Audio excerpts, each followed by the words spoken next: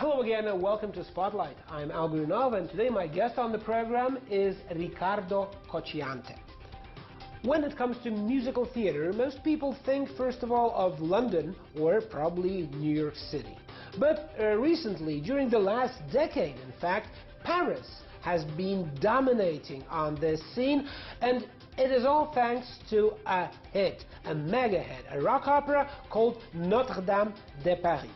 The author of this rock opera, Riccardo Cocciante, is in Moscow introducing his wonderful opera, and today Riccardo Cocciante, Maestro Cocciante, is our guest on Spotlight. An unfading inspiration for composers, that's what Victor Hugo's The Hunchback of Notre Dame has been right from the time it was written. The first opera based on the book was staged 5 years after the novel was published, with the author writing the libretto. One of the most commercially successful attempts at making the book's characters sing was undertaken by Riccardo Cocciante.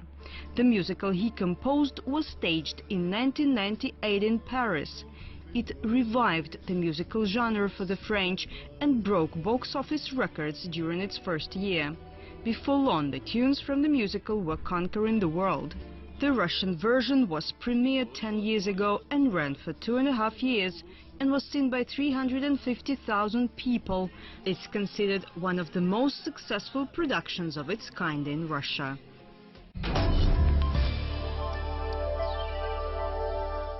Buongiorno, Riccardo. Buongiorno. Thank you very much. Buongiorno. Bonjour. Bonsoir. Thank you very much for being with us today.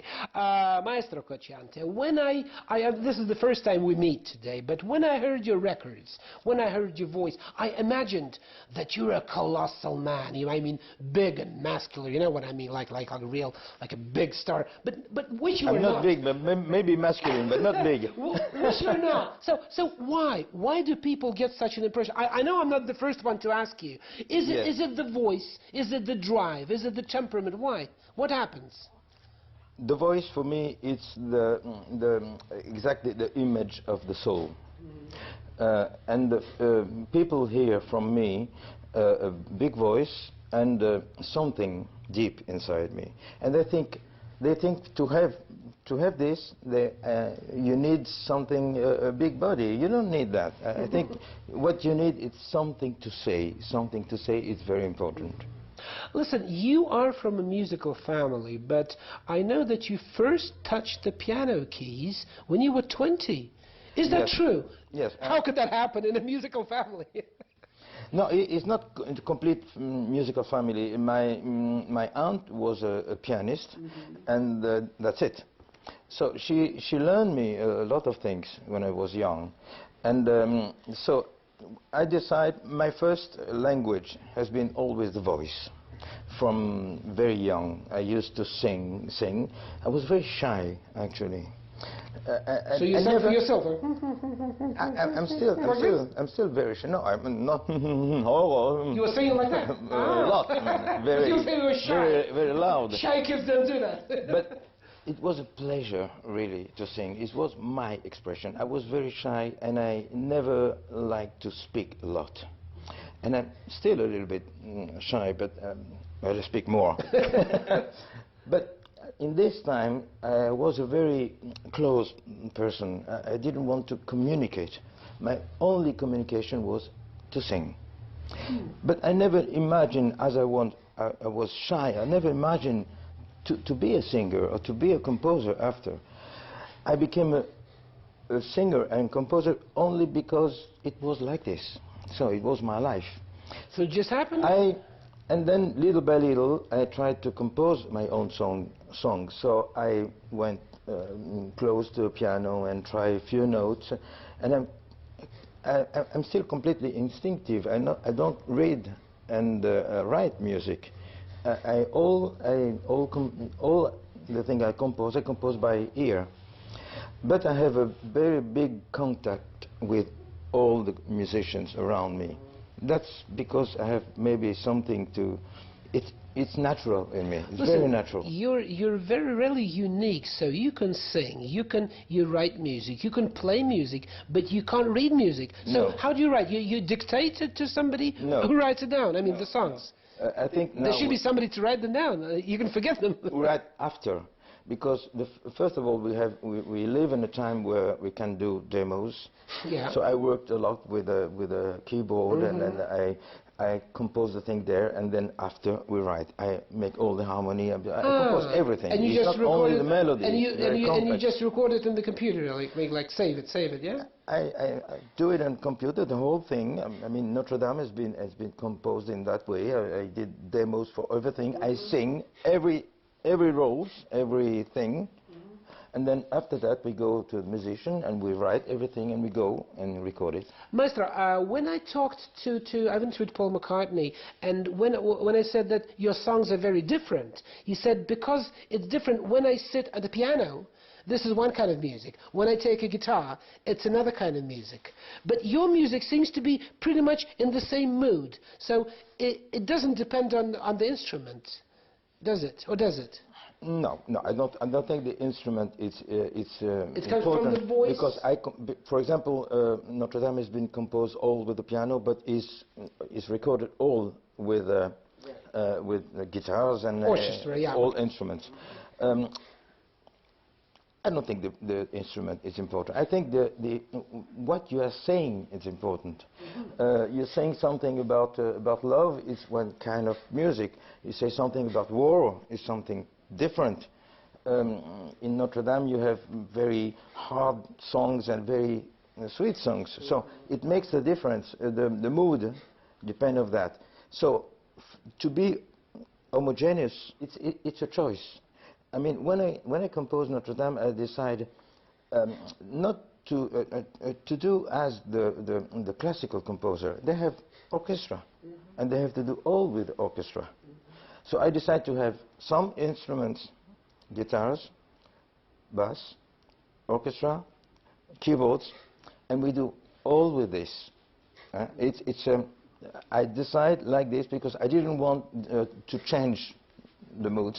I think the song and the way to sing it changed the way, the whole thing. Listen, your father was Italian origin, your mother was of French origin. Yeah. You spent the first years of your life in Vietnam. Yeah. So people call you... I was born there. Yeah. People call you multicultural. Do you agree? Is it possible for a man to be multicultural? Or you identify yourself to be... Well, you mostly sing in French, so... No, mostly sing in Italian. In Italian? And then French, and then Spanish, and then sometimes in English. So you are multicultural. How do you identify yourself? This is interesting. Yes, I think the world is becoming multicultural. But essentially, I always want to, in the composition and the way to sing, I always want to respect who I am. I am half Italian, half French, so I'm from Europe, south of Europe eventually, but I love that. So I want to speak in that way because it's natural to me. I don't accept the new singers where they try to be English, try to be American when they are not American. Listen, you see, when you are what you are, you must speak with your language. Listen, that French and Italian, does it go like that through you, or does it go like that? All the mix. You see, from very young, I always been habitué. Habit to mix languages. I mean, half French, half Italian. Always, it's very natural with me. But why I'm asking, because le chanson français is very different from bel canto, yeah? Yes, so what's closer to yourself? I have both in me. Okay. No, I have both. It's a mix. That's fantastic.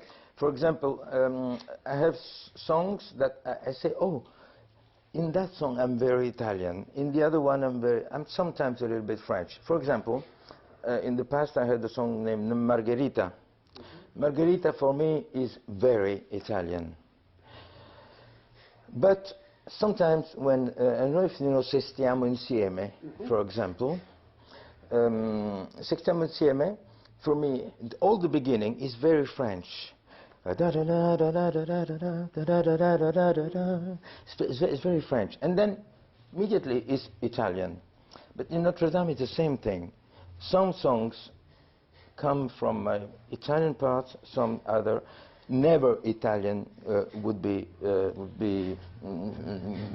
be possible for him to compose in that way. Though I know that you don't like to call Notre Dame a rock opera, but you've lived in the United States, and is it America where you got that love for the musical theater? Okay, eventually I prefer rock opera than musical. Really? Yes, because it's not musical. Notre Dame is absolutely not a musical. Because a musical has a specific way to sing, to be composed, and also the musical you have speaking parts, spoken parts. In Notre Dame everything is sung, and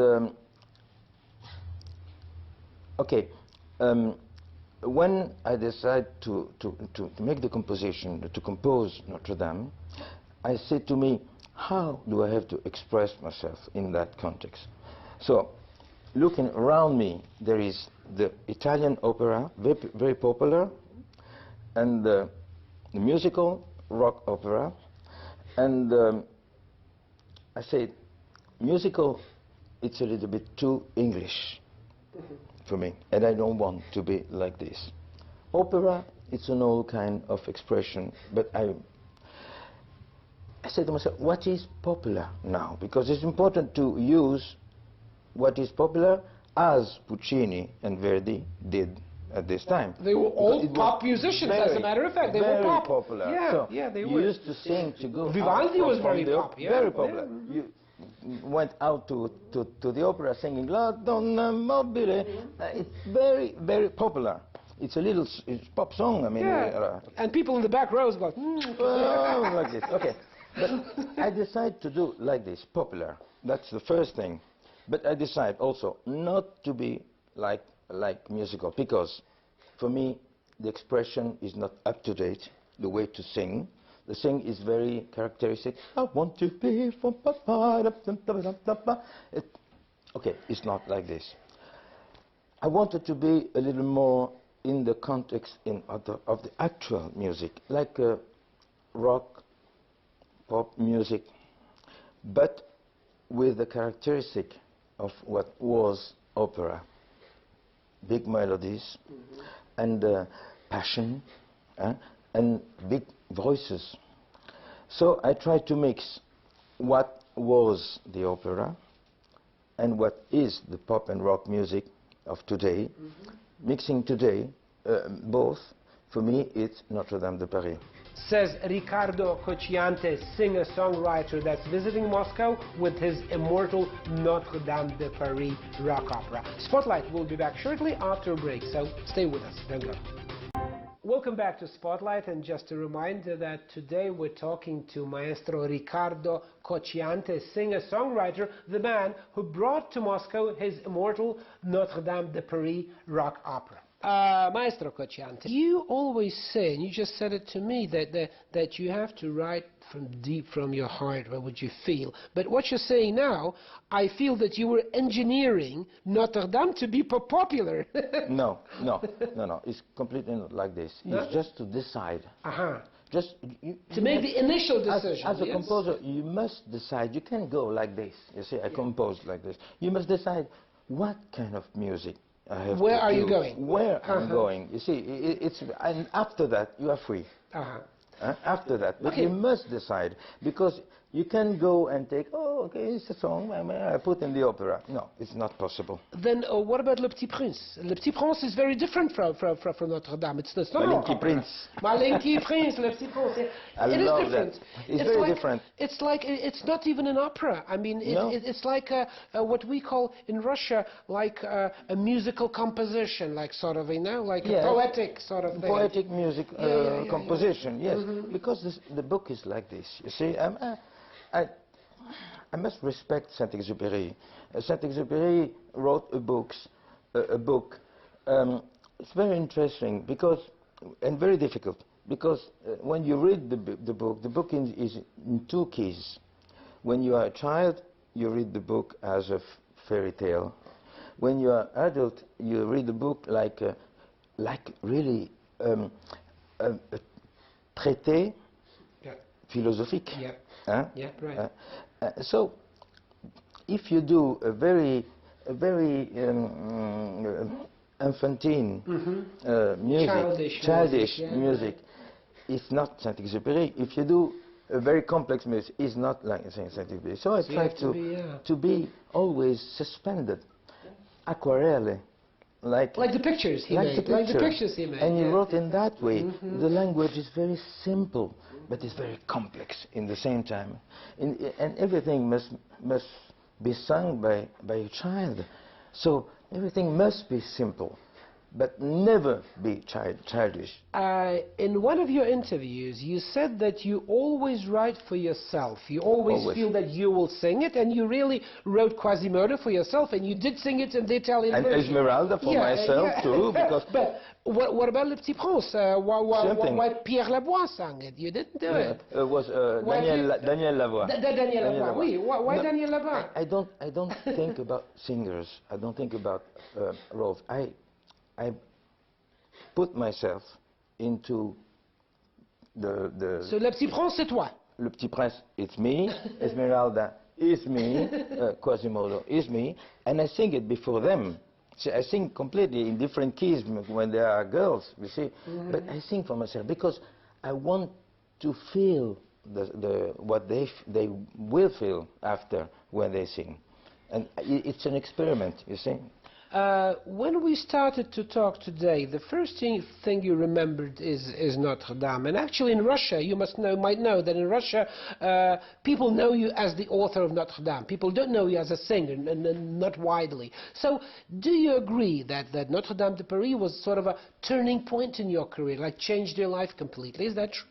Absolutely. Yeah? But it was a turning point not only for me, I mean also for an entire country like France, like Italy, because it changed the way to see the musical, the opera.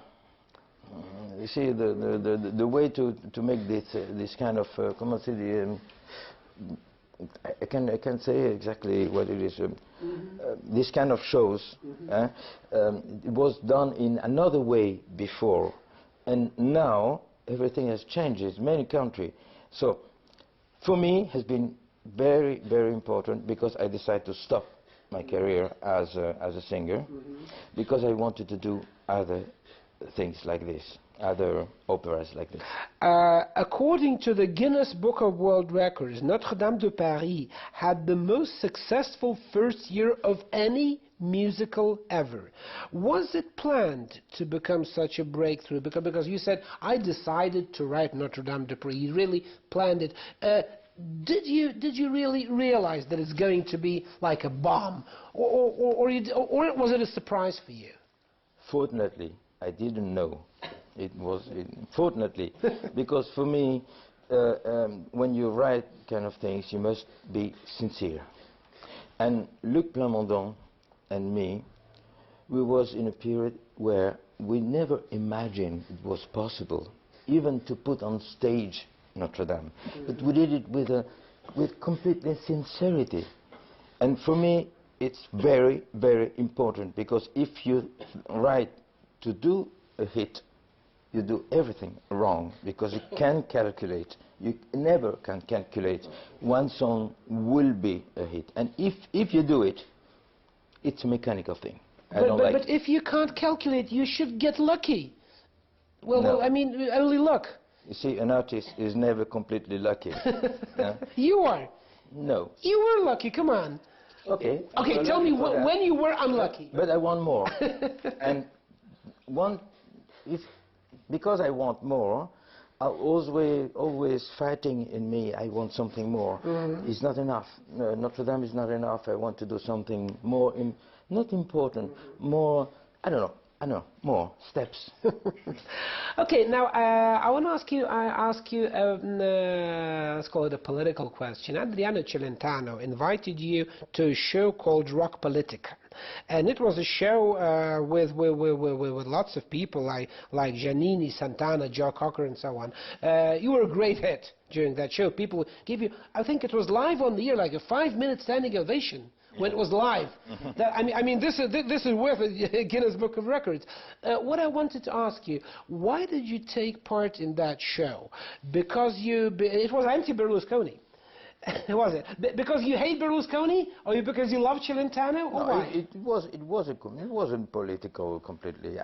I'm out of politics. Really? You see, I never wanted to involve myself in any kind of... I have my thoughts about it, but I never want to mix my career with the political things.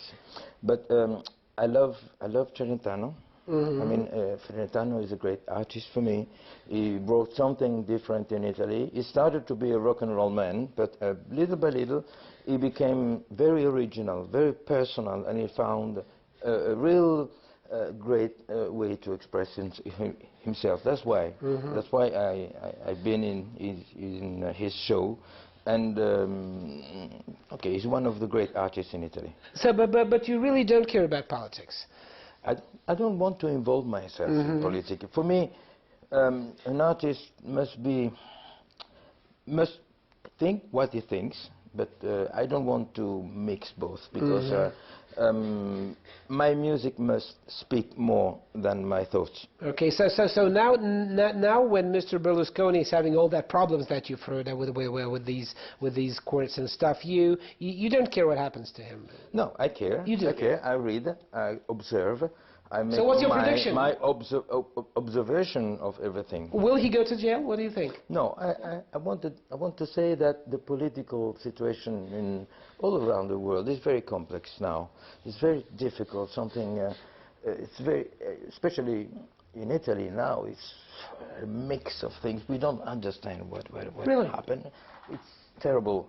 So I think all Europe is in crisis. And unfortunately, we must find a solution. Everything becomes more and more financial, and I don't know where we are going. Listen, during this process, Berlusconi said one interesting thing, which I wanted you to comment on. It's not exactly politics. He said, the main problem of Italy, said Berlusconi, grande problema dell'Italia, that instead of democracy, we have the rule of law. So he says, instead of democracy, we have the rule of law. In Russia, we try to introduce the rule of law. So what do you think is more important, democracy or the rule of law? What would you choose, if you had to make a choice? It's always the question of the whole humanity, to make the balance with the laws and the rules and the democracy. It's how to find the exact balance of everything. We are searching, we are all humanity, we are searching how to be happy. And it's difficult, and we must try different ways, and now we are trying different ways, but see, we are trying. Last question, is it true that you're thinking about making some musical and rock opera about the Russian... An opera popolare. Decembris. Yes, I call that opera popolare. Opera popolare. Is it true? Yes, popular, people's opera. Because I think it's an opera, but for people, for simple people. Yes, this is true. I already wrote it. And I will about Decabristi. Decabristi, yes. This was the great riot in the 19th century. Because I love the story, even if it's a political things at the beginning, but it became a very it's a love affair, and fantastic love affair. So I already wrote it, and I hope, and I want to perform it for the first time, possible in St. Petersburg, and I would like to do it in Russia. In Russian.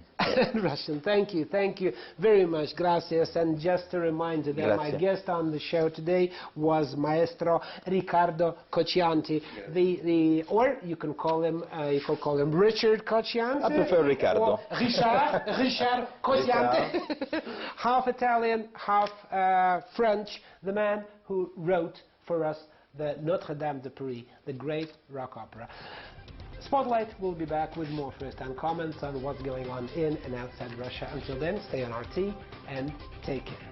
Grazie. Grazie. Merci bien. Grazie. Merci.